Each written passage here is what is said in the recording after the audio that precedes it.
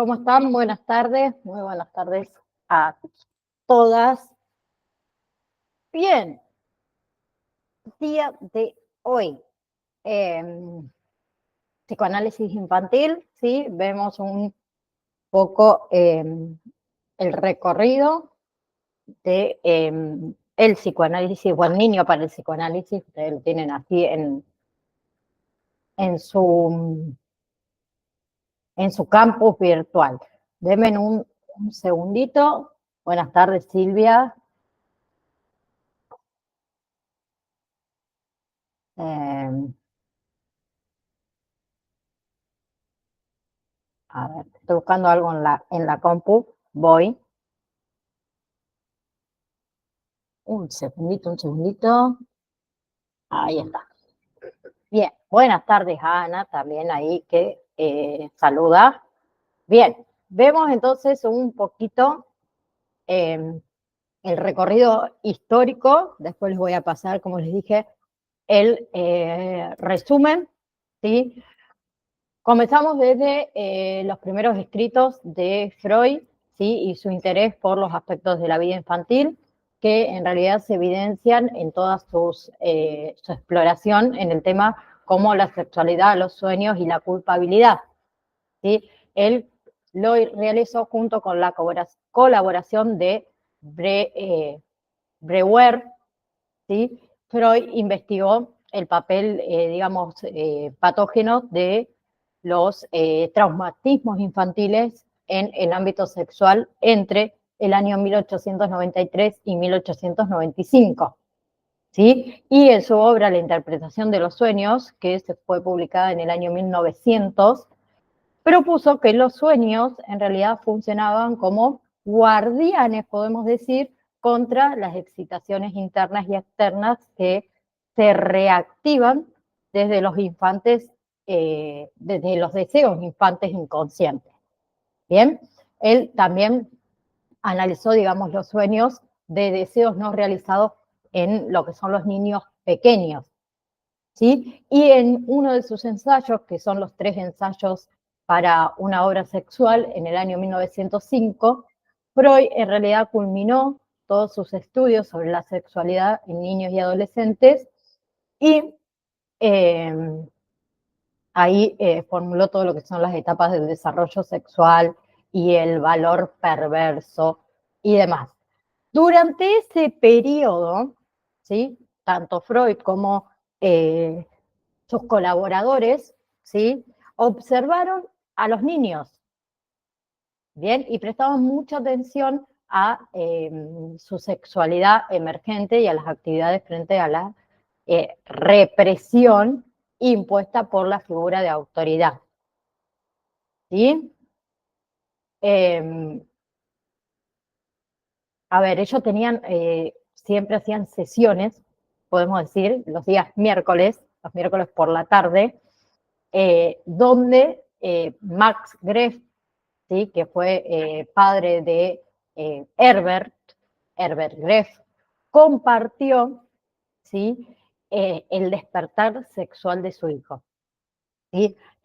Muchos años de observación que él implementó con su hijo en observarlo. El niño en realidad desarrolló una fobia, ¿sí? Entonces Freud, ¿qué le dijo? Le recomendó el psicoanálisis como tratamiento, ¿sí?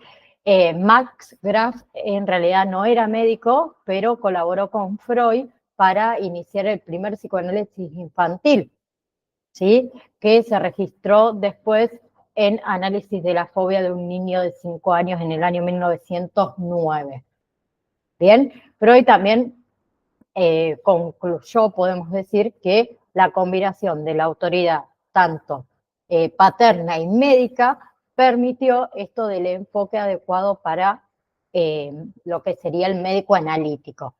Y su cura en realidad se basó en la escucha atenta del discurso de ese niño, en todo lo que son sus sueños, en todo lo que fueron sus recuerdos, ¿sí? Y en la interpretación también de la transferencia, que lo ayudó más que nada al niño a comprender todos esos conflictos internos y a superar lo que sería la represión, ¿sí? Bien, luego tenemos, perdón, luego tenemos el análisis del pequeño Hans, ¿sí? Que fue llevado a cabo por su padre bajo esta supervisión de Freud, ¿sí? Que se basó más que nada en esta atenta escucha del discurso de este niño de 5 años. Durante todo ese proceso, en realidad, ¿qué hicieron? Exploraron todos los acontecimientos cotidianos, los sueños, los recuerdos, y realizaron lo que es la interpretación de la transferencia. En realidad, el objetivo, ¿cuál era? Ayudar al niño ese a comprender todos sus conflictos, como les dije antes, y internos, y superar lo que era la represión, ¿sí? Sin expresarlo a través de síntomas. ¿Bien? Algunos consideran en realidad ese caso del pequeño Hans como el primer psicoanálisis de la historia, ¿sí? Pero hay controversia también sobre su conceptualización y la posibilidad de establecer esa relación transferencial con un niño, ¿sí? Más allá de eso, el tratamiento que se aplicó, ¿sí? Por el padre de Hans, en realidad tuvo buenos resultados. ¿Bien? Se desarrolló, digamos, saludablemente, exitosamente, y se refleja más que nada en su autobibliografía, que su autobibliografía eh, se titula con el nombre Memorias de un hombre invisible. Bien, también está eh, en otra autobibliografía que se llama Análisis de las fobias de un niño de 5 años, que la nombré antes, que se publicó en el año 1909. ¿Sí? Y la otra que fue escrita por Greenberg, que es Psicoanálisis Infantil, una ayuda paterna psicoanalíticamente orientada, así se llama. Bien, el psicoanálisis infantil desde sus inicios también atrajo la atención de otros discípulos de Freud, ¿sí? Uno de ellos era Jung. Jung analizó a su hija, que se llamaba Agatli en realidad se llamaba. Yo siempre le digo Agatha, pero se llamaba Agatli, ¿sí? Y él compartió todo su descubrimiento sobre su curiosidad sexual, ¿sí? Jung, también este discípulo de Freud, también formó a mujeres, entre una de ellas su esposa, ¿sí? Que se llamaba Emma, para trabajar como analistas infantiles. ¿Sí? Perdón, después podemos nombrar a otros analistas, como era Abraham, que Abraham estudió a su hija Hilda, y también animó a otros a analizar a sus hijos. ¿Sí? Pero acá surgieron debates sobre la controversia de analizar a niños. ¿Sí? Porque llevaba represiones, planteaba desafíos bastante morales. Bien, Freud, ¿sí? Interesado en estas observaciones de lo que fueron los juegos infantiles, él destacó la importancia en lo que es la búsqueda del placer y también a las defensas contra el displacer. Entonces, en ese momento el juego, denme un segundo, ahí está, acepto a la compañera. Entonces, el juego se convirtió en esa técnica, podemos decir, utilizada en la práctica psicoanalista de los niños. ¿Sí? Bien. Luego tenemos a Hermine Helmut, que es pionera del psicoanálisis infantil, ¿sí? Que desafió las convenciones, digamos, del análisis de los niños. ¿Sí? Su enfoque tenía más que nada una matriz, digamos, psicológico, ¿sí? Y trató a niños mayores de 7 años, ¿bien? Y ella modificó el aspecto técnico, como por ejemplo el no usar el diván ni las asociaciones libres y demás. En realidad su práctica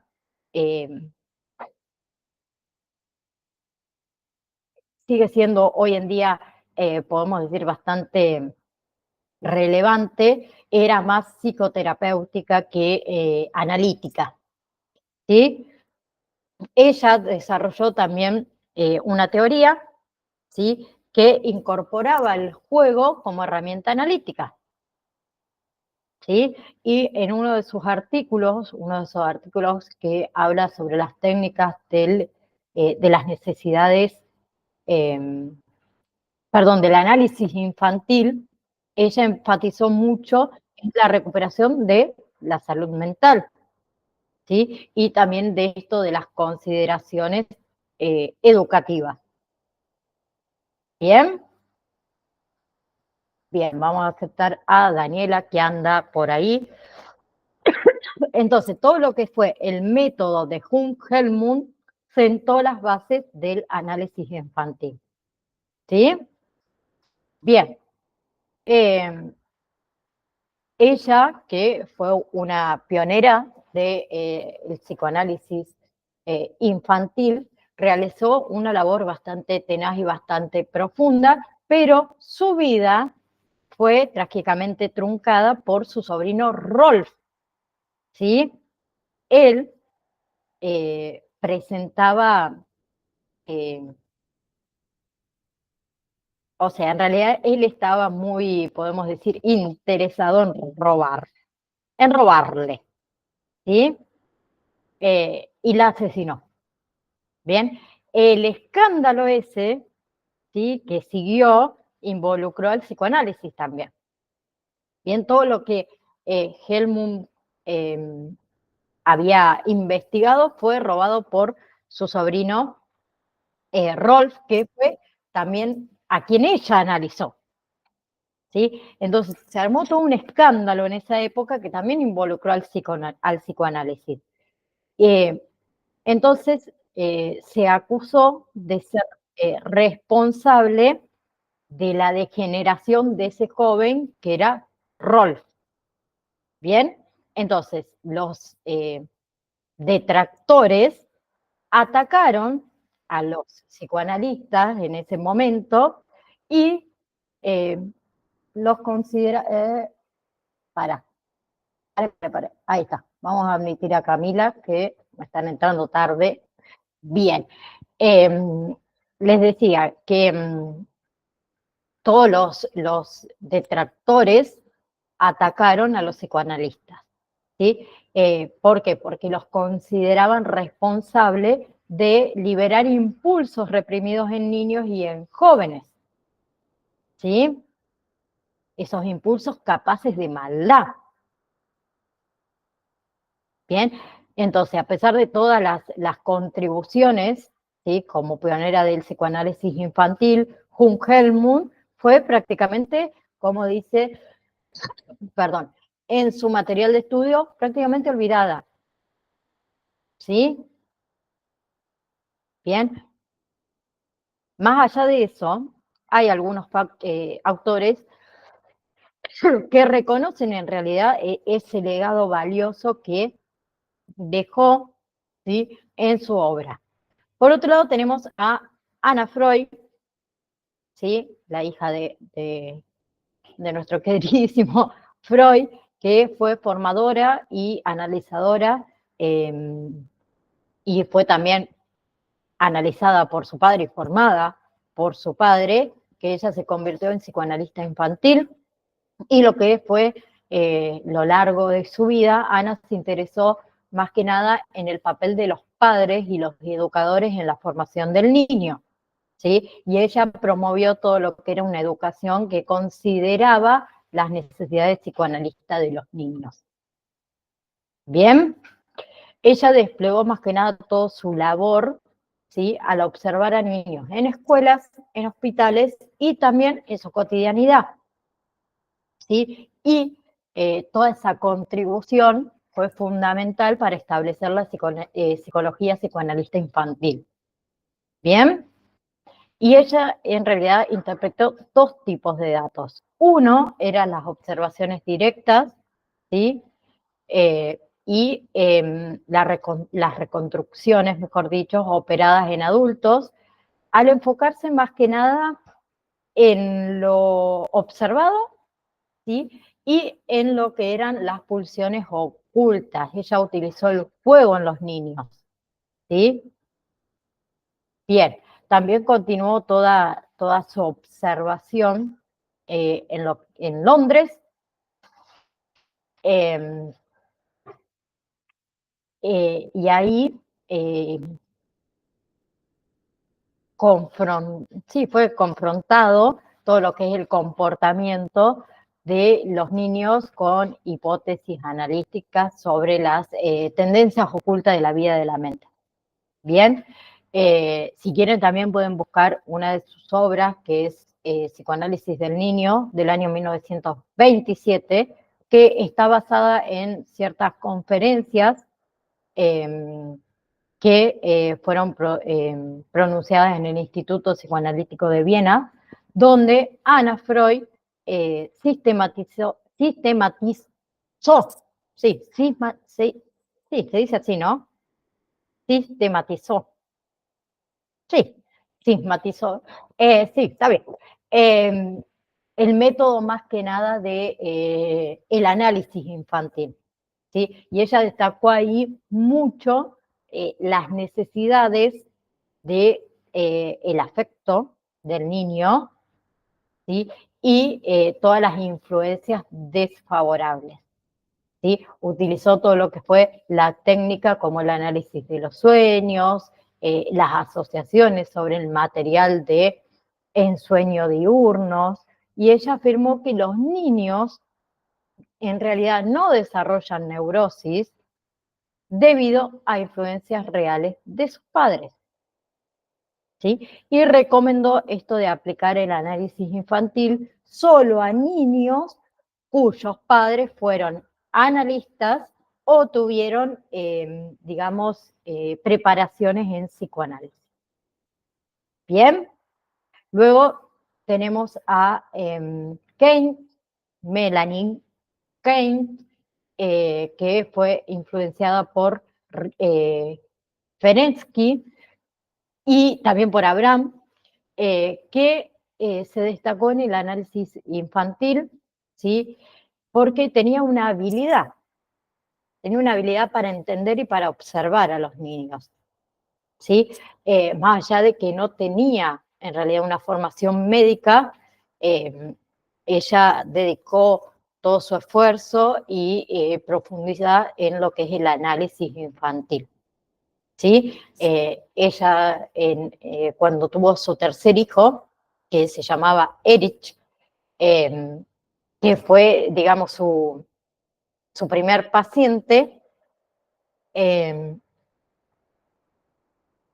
más que nada, Kane eh, divergió un poco de Anna Freud, ¿sí? En su teoría y en sus técnicas de análisis. Ella consideró en realidad muy necesario explorar lo que es el complejo de Edipo, ¿sí? Y por ahí no abogó por una acción educativa ni un periodo de preparación que facilitara lo que era la transferencia positiva, ¿sí? Según Kane, según Melanie Kane, los niños de 2 o 3 años, ¿sí? En realidad ya han completado gran parte de su desarrollo y gran parte de su estructuración psíquica, ¿sí? Luego,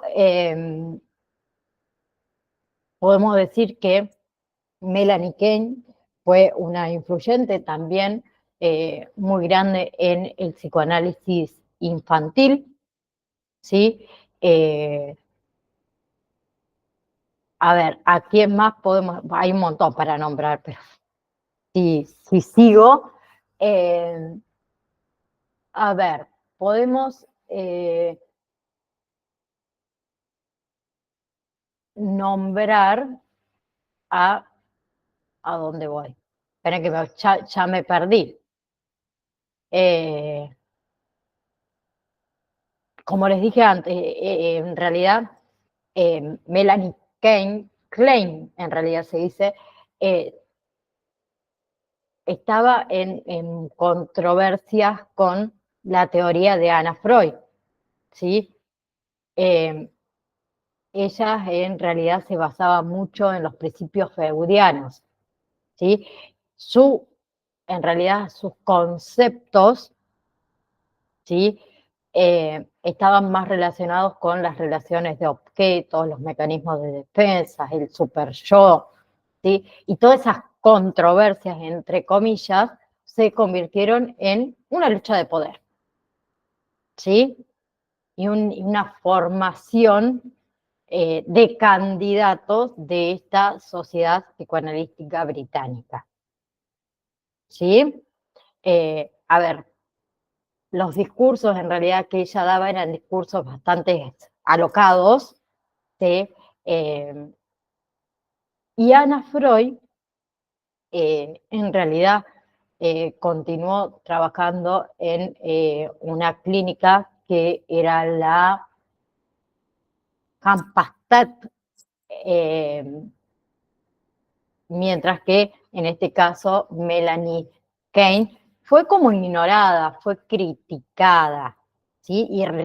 Y se armó esta política con respecto a Anna Freud, ¿sí?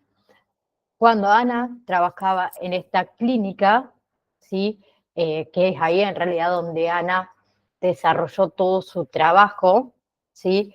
Eh, prestaba mucha atención, además de a los niños, a sus padres, ¿sí? Y ella le ofrecía tratamientos y consejos a los padres, ¿sí? Eh, luego, ¿qué pasó? Eh, en todas estas discusiones que hubo eh, en el medio, tenemos a este otro grupo que estaba compuesto por Anna Freud, ¿sí?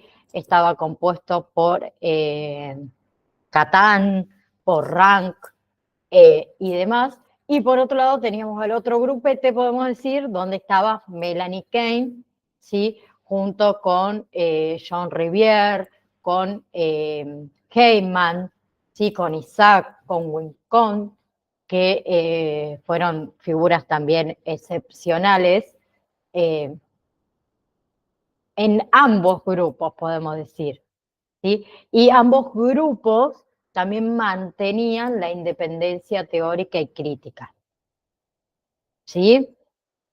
En este segundo grupo, podemos decir comandado por Melanie Kane, le permitió atender a muchísimos niños en diferentes hospitales, ¿sí? En este segundo grupo yo nombré también a Donald von Wincott, que era un destacado pediatra y psicoanalista británico que también dejó un legado bastante significativo en la teoría de las relaciones objetales y en lo que fue la psicología del desarrollo.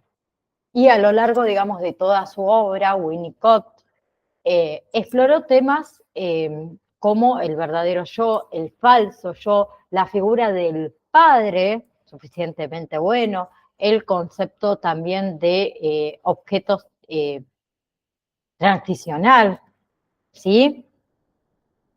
Bien, su enfoque también en la relación, podemos decir, madre e hijo, su creatividad en la técnica de lo que es el análisis infantil, todo eso lo eh, contribuyó, podemos decir, en que sea una figura muy influyente, ¿sí? Él también trabajó con otros analistas y otros divulgadores, ¿sí? Como fue Rudolf eh, y Gren, ¿sí? Que ellos en realidad fueron inspirados, digamos, por este legado que dejó Winnicott. ¿Vamos? Yo sé que es mucho. La otra que vamos a nombrar, perdón, es Sophie Morgenstern, que eh, pediatra y psicoanalista francesa, ¿sí? Que es también reconocida como una pionera en el análisis infantil, donde a lo largo de toda su carrera introdujo estas innovaciones significativas en las técnicas terapeutas, o terapéuticas, mejor dicho, con los niños. Bien, una era, por ejemplo, el tratamiento de niños con fobias al tacto. ¿Sí? Otros son las técnicas de dibujo. Otra es los roles de los padres. ¿Sí? Ella consideraba importante involucrar a los padres en el tratamiento.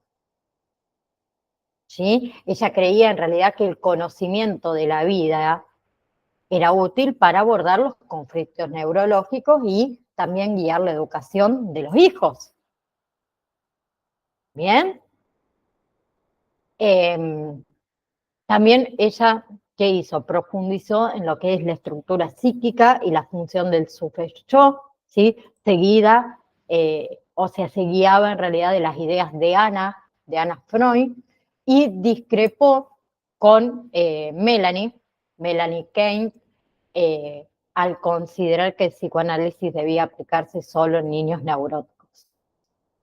¿Sí? Tuvo muchísimos casos exitosos, ¿sí? Relató ella, uno de los casos es un caso de un niño, ¿sí? Con mutismo persistente que recuperó el habla a través del dibujo. ¿Sí? Entonces ella ahí, ¿qué hizo? Incorporó los dibujos en sus tratamientos. ¿Sí? Y exploró también todo lo que es el juego como medio para acceder al inconsciente infantil. ¿Sí? Y propuso lo que fue una guía que fue bastante útil para los padres en la educación de sus hijos. Bien, luego tenemos a ver, podemos decir que Sophie Morgenstern en realidad sí dejó una huella bastante significativa en lo que es el campo del psicoanálisis infantil. ¿Sí? Luego tenemos a René Spirt, que es un importante, digamos, representante del enfoque genetista en el psicoanálisis infantil, ¿sí? Según Spirt, la relación, digamos, entre el niño y su madre es fundamental para el desarrollo del psiquismo, ¿sí? En una de sus obras, El primer año de la vida del niño, así se llama, él documenta, ¿sí?, todas sus observaciones sobre el desarrollo infantil. Bien, y él destaca ahí 3 organizadores del psiquismo. Uno es la sonrisa como indicador del vínculo con la madre. La otra es la angustia, ¿sí?, que aparece en el 8º mes, y el gesto de negación también. ¿Sí? Bien. Por otro lado, tenemos a Margaret, ¿sí? Margaret Mahler, quien es una mujer que se formó en Viena junto con Anna Freud. Después de estudiar ahí, en realidad ella se trasladó a Nueva York y profundiza en lo que son los procesos de separación e individualización del niño respecto a la figura materna. ¿Sí? Ella en realidad identifica una serie de fases, podemos decir, en ese proceso. ¿Sí? Luego tenemos a Erik Erikson, que también que en realidad fue un inmigrante o emigrado a Estados Unidos, ¿sí? Que él amplió lo que es el concepto de identidad en el desarrollo humano, ¿sí? Para Erikson, en realidad, la identidad se formaba a través de ¿qué? De la interacción de 3 aspectos. Esos aspectos eran aspectos psíquicos, sociales y somáticos. ¿Bien? Cada uno de esos aspectos, en realidad, para él influyen en los demás, ¿sí? Él también, en todo lo que fue su práctica clínica, promovió mucho el enfoque colaborativo que incluía o involucraba a la familia, además de los profesionales. ¿Sí? Profesionales, hablo pediatras, maestros, todo eso para apoyar la integración de los aspectos que van a contribuir a la identidad de ese niño. ¿Sí? Especialmente cuando algunos de esos aspectos están en riesgo, podemos decir. Bien, luego tenemos a Bruno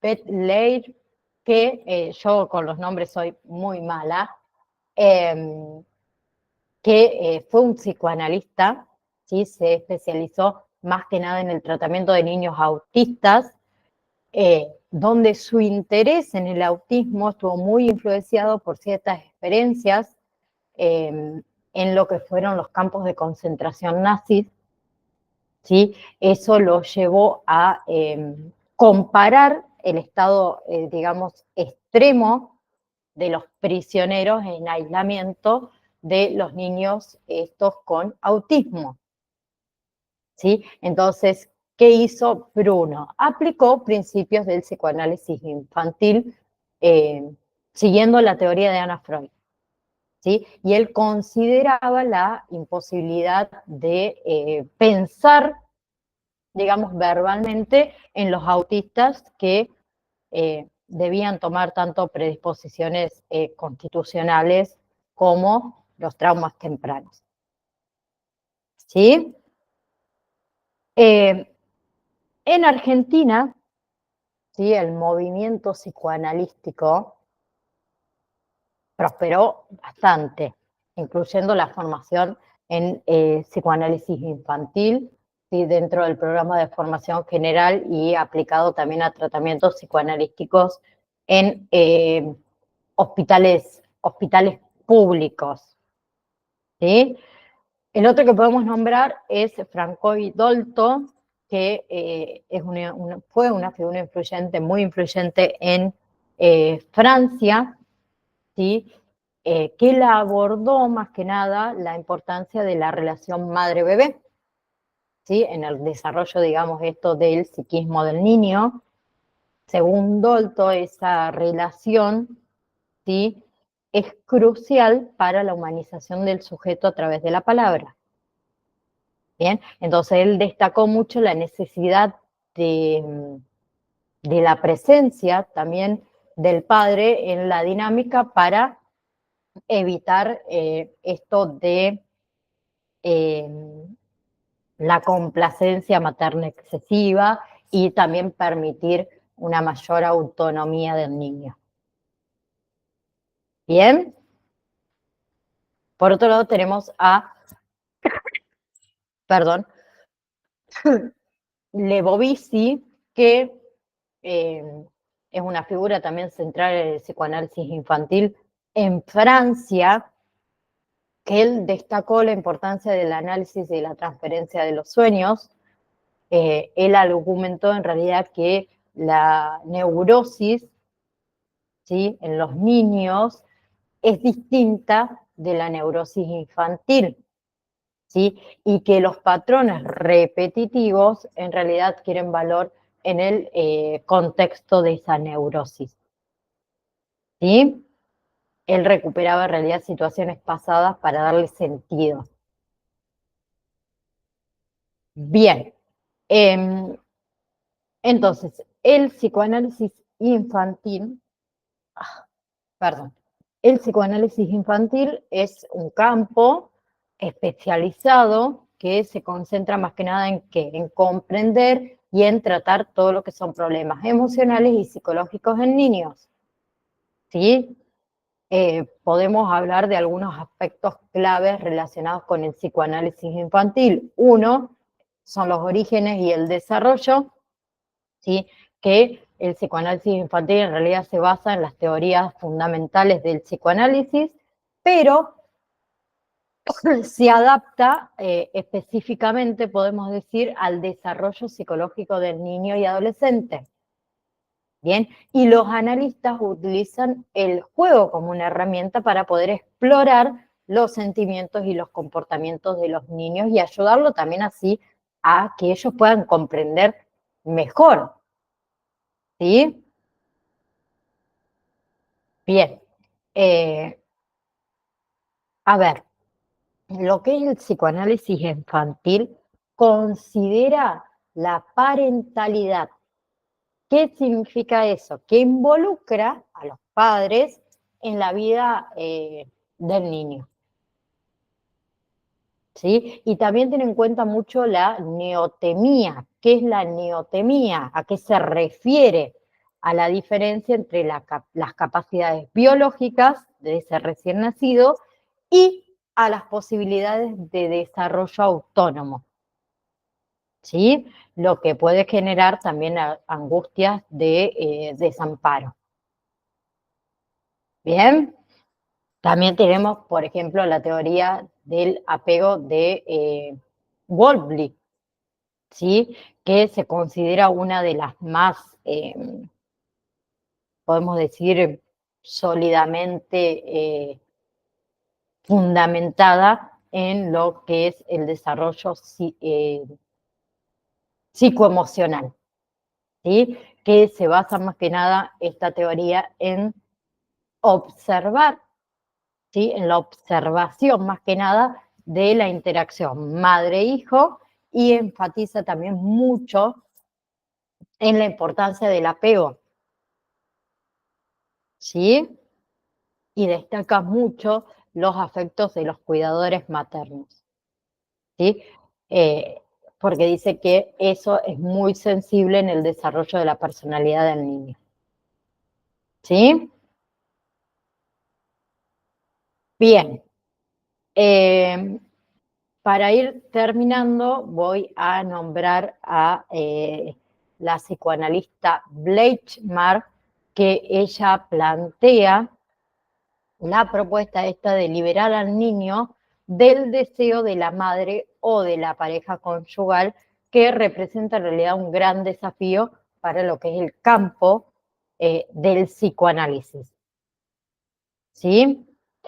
Eh, a ver, ella dice que todos los conflictos, por ejemplo, en la escuela, en los colegios, puede reflejar una lucha entre estas representaciones amorosas preconscientes hacia la madre y estas representaciones hostiles reprimidas, desplazadas hacia la maestra. ¿Sí? Según ella, ese enfoque le permite avanzar más allá del biologismo, sin dejar atrás, digamos, esto del formalismo estructuralista de esa época. ¿Sí? En la actualidad, y con esto cierro, el psicoanálisis infantil, ¿sí? En realidad se enfrenta a diversas cuestiones complejas, ¿sí? Los afectos de los cambios familiares en la sociedad actual, sobre el psiquismo infantil, ¿sí? Se debate también sobre el papel de los padres en el análisis de niños, ¿sí? En la formación de analistas infantiles y en la accesibilidad de tratamientos psicoanalíticos, ¿sí? En conductas hospitalarias. Bien, eh, en realidad el psicoanálisis infantil tiene una historia bastante corta. Si eso les pareció mucho, en realidad es bastante corta. El psicoanálisis infantil sigue siendo, digamos, un campo que está en constante desarrollo. ¿Sí? Hay múltiples áreas de investigación y múltiples áreas de investigación.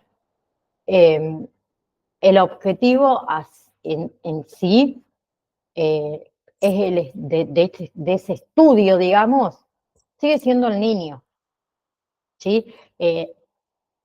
Aquello que le despertó el interés a Freud mientras observaba jugar a su nieto, ¿bien? Entonces, el objetivo en sí del psicoanálisis infantil, es estudiar al niño. Y hasta el día de hoy se sigue investigando y se siguen aplicando nuevas técnicas. ¿Bien? ¿Quedó dudas?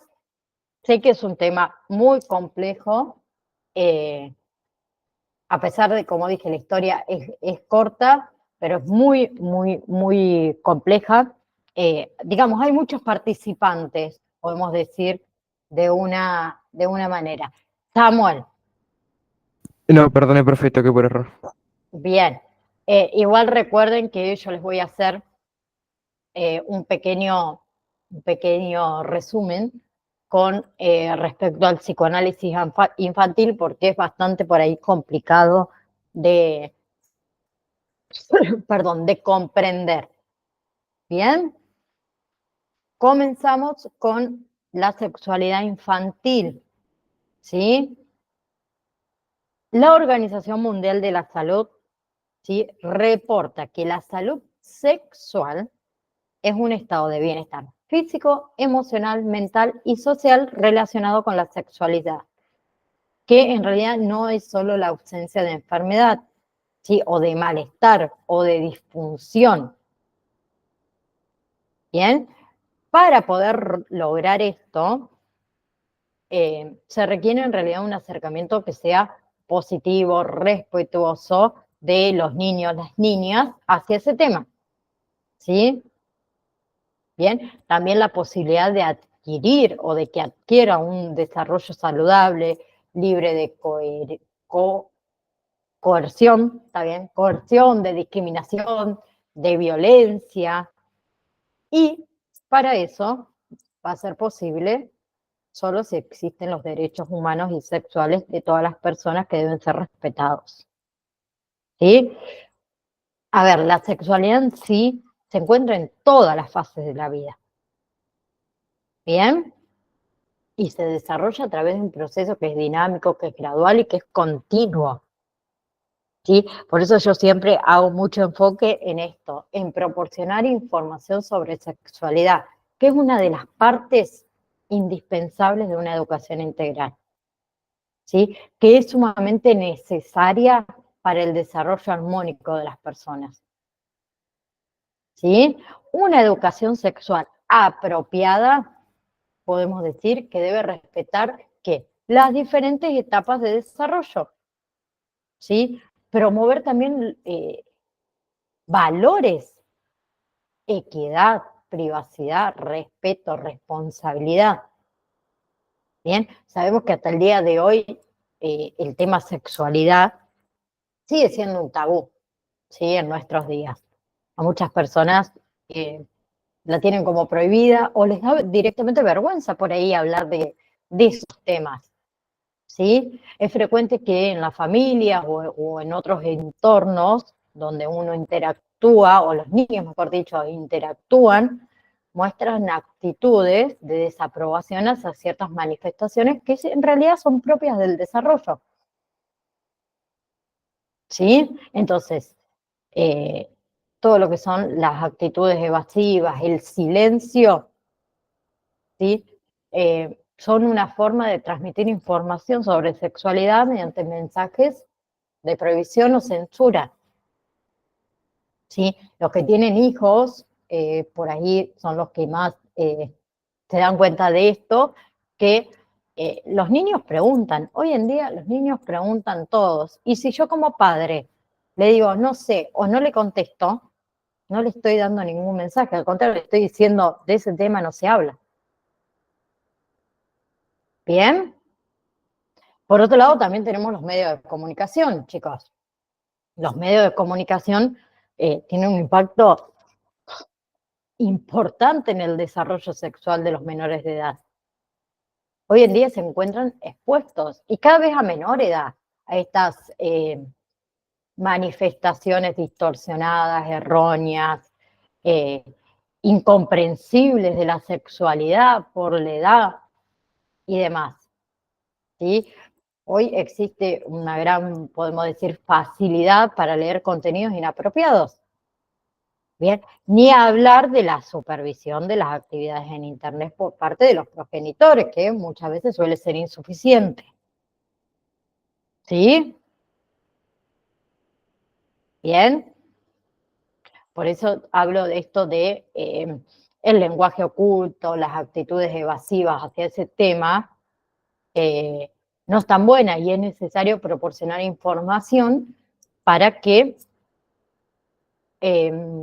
ellos vayan construyendo, podemos decir, una sexualidad saludable y que también estén preparados para los cambios de su cuerpo, ¿sí? Para los cambios emocionales que van a ir experimentando, que comprendan lo que es el significado de la privacidad, de la intimidad, que aprendan sobre el respeto hacia su cuerpo y el respeto hacia los demás. ¿Sí? También para que ellos se sientan libres de hacer preguntas, ¿bien? Que puedan expresar conductas saludables, podemos decir, acorde a su edad. ¿Sí? Y eso no se hace con el silencio, no se hace con los prejuicios, no se hace con los temores como esos temores a cómo lo ayudo, qué hago. ¿Bien? Si hablamos, por ejemplo, de una educación sexual integral, ¿sí? Hablamos de esto, de que es sumamente necesario para el desarrollo saludable. Es un derecho, además de todo, ¿sí? De todos los seres humanos, independientemente de la edad, el sexo, la raza, la religión que tenga. ¿Sí? Entonces, ninguna creencia, ninguna ideología, ningún dogma debe estar por encima de la educación sexual saludable, orientada, obviamente, científicamente. Bien, por eso siempre yo digo que las personas que participamos, ¿sí? De una u otra manera en la formación de los niños y las niñas, tenemos responsabilidad de conocer y de ofrecer una educación sexual adaptada obviamente a la edad, ¿sí? Y que le permita también el desarrollo saludable, ¿sí? Otra cosa que por ahí es muy frecuente es que las madres o los padres eh, acudan a profesionales del área de la medicina para solicitar la información ante por ahí ciertas conductas relacionadas con la sexualidad de sus hijos. Bien, entonces antes de seguir vamos a ver algunos conceptos sobre sexualidad. Uno, sexualidad, que es la sexualidad, que es un conjunto de manifestaciones fisiológicas, anatómicas, psicológicas, afectivas y sociales del ser humano. ¿Sí? Incluye el sexo, el género, el erotismo, la vinculación afectiva y la reproducción. ¿Sí? Sexo se refiere a las características biológicas que definen a los seres humanos como hombre o mujer. ¿Bien? Género. Género es conceptos o construcciones sociales de las funciones, roles, comportamientos, actividades y atributos que se le asignan a las personas por ser hombre o mujer. ¿Bien? Otro concepto que quiero que tengan en cuenta antes de seguir es zona erógena. Zona erógena en la región del cuerpo que funcionalmente es el sitio de placer y gratificación sexual. ¿Sí? Zona oral, zona genital, zona anal. ¿Bien? Y por otro lado, quiero que también tengan este concepto de sublimación, ¿sí? Que es un proceso psíquico mediante el cual la energía sexual se canaliza hacia otras actividades como, por ejemplo, la parte de recreación, recreativa, artística, la vida social. ¿Bien? ¿Vamos hasta ahí?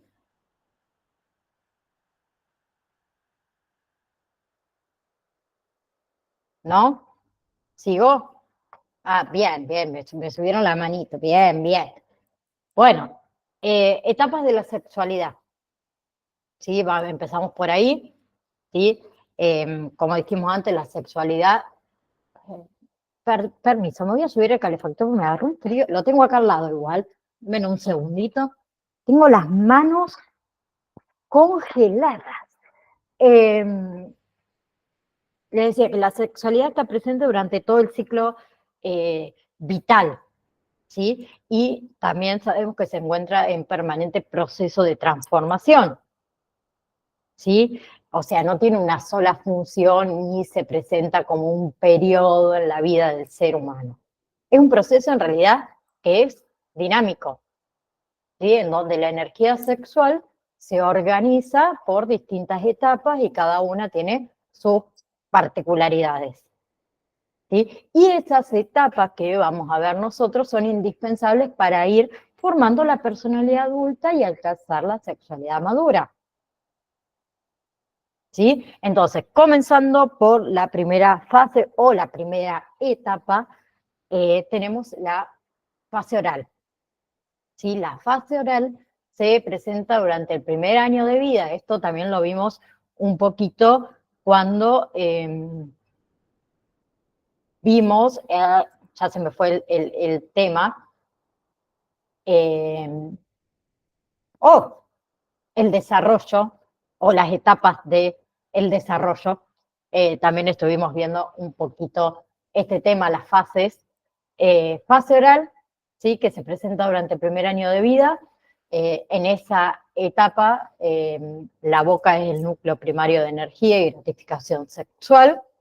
Desde lo que es el nacimiento, sentimos placer cuando nos amamantan, ¿sí? Entonces la boca es la parte del cuerpo que proporciona satisfacción, que proporciona agrado, que proporciona también acercamiento hacia la madre, ¿sí? Por eso es muy común en esta etapa observar a esos niños, niñas, llevarse con frecuencia los objetos a la boca, las manos, los pies, ¿sí? Porque es el centro de placer, ¿bien? Y es una etapa o una fase donde también se inicia esta etapa de conocer su propio cuerpo, empiezan a explorar, ¿bien? Terminamos esto de las fases, me voy a pasar un poquito de hora, pero quien tenga que retirarse no hay ningún problema, queda grabada y después ven esta última partecita. Luego tenemos fase anal, que abarca del primer al tercer año de edad, donde acá la zona erógena se encuentra focalizada en lo que es la región anal, ¿sí? En esta etapa el niño adquiere el mayor control, digamos, de su cuerpo, inicia todo esto del control de esfínteres, ¿sí? Donde los músculos, digamos, le permiten retener o expulsar las heces y adquieren en realidad placer al hacerlo, ¿sí? Además de eso, descubren que pueden tener control del esfínter y eso les da inicio al proceso de independencia. Bien, luego tenemos fase o etapa fálica, que abarca de los 3 a los 5 años aproximadamente de edad, donde el núcleo de energía sexual se encuentra en los genitales. Tanto niñas y niños experimentan el placer al tocarse los genitales, al masturbarse. Se presenta acá también el complejo de Edipo, ¿sí? Donde la libido o la energía sexual está enfocada en los padres y son objetivo de deseo. Luego tenemos etapa de latencia, ¿sí? Que se presenta aproximadamente entre los 6 y los 11 años de edad, que es un periodo que comprende, digamos, la declinación de lo que son las manifestaciones de la sexualidad infantil, y es donde comienza la pubertad o el comienzo de la pubertad. Se observa mucho lo que es la disminución de las actividades relacionadas con el erotismo, ¿sí? Aparecen estos sentimientos de pudor, de asco, todo lo que son las aspiraciones morales, estéticas. En esta etapa, digamos, las manifestaciones de la sexualidad sufren transformaciones, ¿sí? Sus intereses también están dirigidos hacia otros destinos, hacia el mundo, digamos, extrafamiliar. Bien. A ver, en ese periodo, digamos, de la sexualidad están presentes todo lo que es la sublimación que cede y da lugar a fortalecer el aprendizaje de diferentes habilidades, la responsabilidad, el deseo de aprender, la recreación, el deporte, eh, el fortalecimiento de los vínculos afectivos y de sus amigos es sumamente importante. Y por último, etapa genital, que es la etapa de la adolescencia, podemos decir, ¿sí? Donde acá sufren cambios físicos y psicológicos, sigue también esto de la lucha por la autonomía, la identificación con el grupo de compañeros, ¿bien? Y es una etapa donde se alcanza la capacidad de reproducción, ¿sí? Pero más allá de eso, lo que es, digamos, la madurez emocional y la madurez física no se logra en su totalidad. Bien. Próxima clase vemos manifestaciones de la sexualidad infantil, tenemos manifestaciones relacionadas con el género, tenemos manifestaciones relacionadas con la reproducción, manifestaciones sobre los vínculos afectivos, manifestaciones también relacionadas con el erotismo. Vamos a dar ejemplos también para que ustedes distingan, digamos, lo que es, entre comillas, normal y lo que por ahí puede no, no ser, entre comillas, también tan normal. Antes que se me retiren, les voy a habilitar ya el módulo número 2, ¿sí? Y la próxima clase que vamos a terminar con este tema y vamos a ver un poquito de la ley, que es lo que sigue, no es muy larga, la ley de protección integral de los derechos de las niñas, niños y adolescentes, la 26.061. Con eso terminaríamos en realidad el módulo número 1. Yo ya les voy habilitando el módulo número 2 para que ustedes ya lo tengan, lo puedan ir leyendo, donde hablamos de la historia del acompañamiento terapéutico, la definición, aplicación, objetivos, funciones, características, bueno, y demás. Es el módulo que sigue, es mucho más corto que el módulo número 1, y la próxima clase también les voy a enseñar, cuando finalicemos, cómo se realiza una validación dentro del campus virtual. Porque acuérdense que cuando terminamos un módulo, se toma una validación, un pequeñito examen. Eso se los voy a mostrar la próxima clase. ¿Bien? ¿Quedó Bueno, alguna? profe. Bien, Está bien, gracias. profe. ¿Quedó alguna duda hasta ahora? Y no se me agobien con el niño para el psicoanálisis, porque le voy a mandar un resumen también con respecto a eso. ¿Alguien tiene alguna pregunta? Si no, nos vemos, si Dios quiere, el próximo jueves.